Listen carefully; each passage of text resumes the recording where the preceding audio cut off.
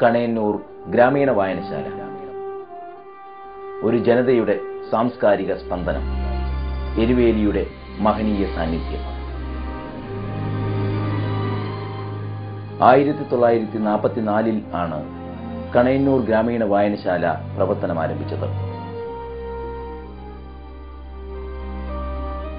സുദീർഘമായ 65 വർഷങ്ങളിലൂടെ എരുവേലിയുടെ സാംസ്കാരിക ഭാഗധേയം നിർണ്ണയിക്കുന്നതിൽ നാടിന്റെ അക്ഷരകലവറയായ വായനശാല പ്രധാന പങ്ക് വഹിച്ചിട്ടുണ്ട്.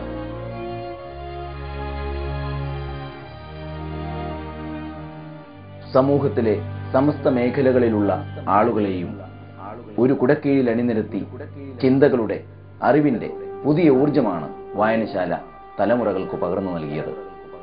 മഹത്തായ 65 വർഷങ്ങളുടെ നാൾവഴികൾ പിന്നിടുമ്പോൾ ഒരു ഗ്രാമം നെഞ്ചിലേറ്റിയ സ്വപ്നങ്ങളുടെ ഉത്സവ കാഴ്ചകളിലേക്ക്.